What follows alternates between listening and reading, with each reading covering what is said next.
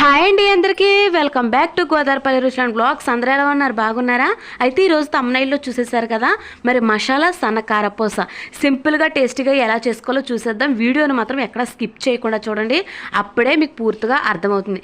ఇక్కడ పచ్చిమిర్చి, అల్లము, వెల్లుల్లి, జీలకర్ర, ఈ లవంగాలు ఒక హాఫ్ ఇంచులో కొంచెం అన్నమాట దాల్చిన చెక్క తీసుకుని చక్కగా మిక్సీ జార్ తీసుకుని వీటన్నిటిని కూడా అందులో వేసి కొద్దిగా వాటర్ అనేది యాడ్ చేసుకుని చక్కగా మిక్సీ పట్టేసేయండి. మెత్తగా పేస్ట్ అవ్వాలి. మీకు ఎంతవరకు సాధ్యమైతే అంతవరకు మెత్తగా పేస్ట్ చేసేయండి. ఇలాగ చూసారు కదా, చక్కగా పేస్ట్ అయిపోయింది. ఇప్పుడు ఒక వైట్ క్లాత్ ఒకటి తీసుకొని ఇది అందులోకి వడకట్టేసుకోవాలి. అంటే ఇది మనం రసం తీసుకోవాలి. ఇక్కడ నేను చూపిస్తాను చూడండి. చక్కగా ఇదంతా కూడా ఒక వైట్ క్లాత్ తీసుకుని చక్కగా రసం అనేది మనం తీసేసుకోవాలి. అయితే ఈ పేస్ట్ అంతా కూడా క్లాత్లో వేసేసిన తర్వాత కొంచెం వాటర్ అనేది మిక్సీ జార్లో వేసుకొని కొంచెం అది కూడా శుభ్రంగా కడిగేసినట్టుగా చేసేసి ఆ వాటర్ కూడా ఇందులో ఈ పేస్ట్లో వేసి మొత్తం అంతా కూడా రసం తీసేసుకోవాలి. చూడండి, అయితే ఫస్ట్ టైం ఎవరైనా మన ఛానల్ చూస్తున్నట్లయితే తప్పకుండా లైక్ చేయండి, షేర్ చేయండి. మంచి మంచి వీడియోస్ కోసం సబ్స్క్రైబ్ మాత్రం తప్పకుండా చేసుకోండి.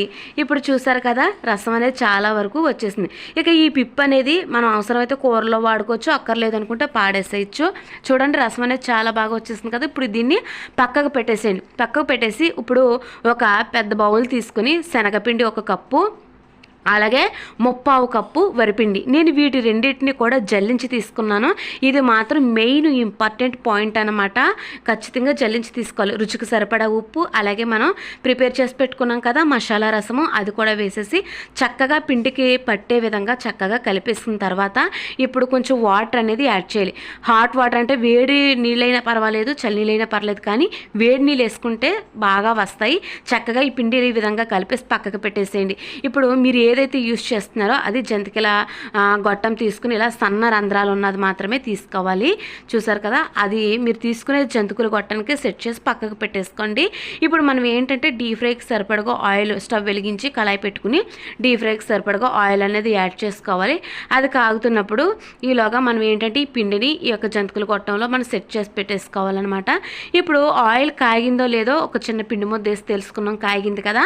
ఇప్పుడు చక్కగా మనం జంతికలు అనేది ఈ విధంగా మనం వత్తేసుకోవచ్చు. అయితే ఇక్కడ మెయిన్ ఇంకో పాయింట్ ఏంటంటే వీటికి ఎప్పుడు కూడా పలచగానే ఇక్కడ చూపిస్తున్న విధంగా పలచగానే ఒత్తుకోవాలి. ఎందుకంటే ఇవి సన్నగా ఉంటాయి, అడుగున త్వరగా మాడిపోతాయి, వేగిపోయి మధ్యలో లావుగా ఉంటే వేగదు. కాబట్టి ఇక్కడ చూసారా, మనం తిరగేసి పని లేకుండా రెండు వైపులా చక్కగా వెంటనే కాలిపోతే అస్సలు టైం పట్టదు. పలచగా మాత్రం ఒత్తుకోవాలి. చూడండి చక్కగా ఏ విధంగా వేగిపోతున్నాయో. ఇలాగా మనం చక్కగా వేయించేసుకుని సర్వ్ చేసుకుంటే చాలా రుచిగా టేస్టీగా ఉంటాయి. పిల్లలకి నచ్చుతుంది, పెద్దలకి నచ్చుతుంది, అందరూ ఈజీగా తినేసేయచ్చు. మరి చూసేసారు కదా, మన వీడియో నచ్చితే తప్పకుండా మరొకసారి లైక్ చేయండి, షేర్ చేయండి, సబ్స్క్రైబ్ చేసుకోండి. మీరు అలా చేయడం వల్ల మన వీడియో ఇంకొంతమందికి అనేది చేరడం జరుగుతుందండి. అంతకంటే ఏం కాదు. కాబట్టి నాకు తప్పకుండా సపోర్ట్ చేయండి. Thank you for watching.